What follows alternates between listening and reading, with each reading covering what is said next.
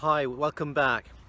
I just want to shed some light that given that there's going to be some major rate cuts that we're going to be expecting starting from next week, which is going to be kicked off by the next Wednesday 18th FOMC Fed meeting, where they're going to be expected to make between 25 and 50 basis points. And then there's going to be the Bank of England Monetary Policy Committee meeting that's going to happen the day after, September 19th. Then you have the Bank of Japan between 19th and 20th. So next week is going to be a few central bank announcements. Now, the Bank of Japan, I think, given the surprise at the last meeting where they've slightly increased their rates, I think the expectation for this meeting is going to be a wait and see, and going to be giving kind of more thesis on the future direction in terms of monetary policy moving ahead in successful meetings.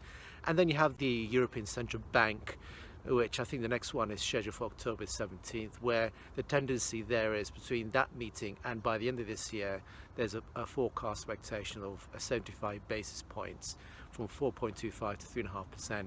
So what I mean by this is we're going to be living in an era where there's going to be rate cuts expected to happen throughout the world, particularly the advanced economies.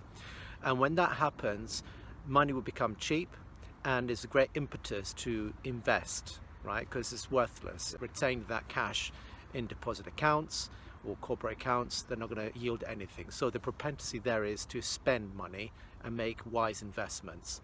And I have looked at the bond futures markets where it's a multi-trillion-dollar market, the bond markets, and the derivative market, particularly where the bond futures sits. I've seen the projections in terms of the future bets of the bond yield, and it's hovering between 3.5% to 3% in the coming months. So the meaning there is we're going to be seeing rate cuts, and it's going to be over a prolonged period of time. And this is a perfect buying opportunity to buy into the leading asset classes. But in my view, Bitcoin is a great buying opportunity to buy into Bitcoin at a discount, because as I mentioned in my earlier video, I think it was yesterday or the day before yesterday, is going to go into the six-figure realm, particularly in the 2025. It's going to happen, and you're going to be losing out if you don't join into the bandwagon and start investing. All other asset classes in fair is also going to be rising as a result of people switching from the bond markets into the other risk asset classes like equities and options and so on. So we all know that Bitcoin is the hardest asset there is.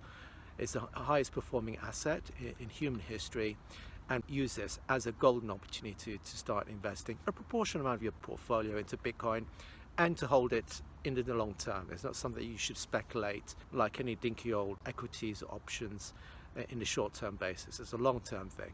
So hopefully you found this video interesting. If you have, please don't forget to hit the like button. And if you haven't done so already, please subscribe to this channel, as I regularly publish some rather interesting content that could be relevant to you investors out there. So until next time.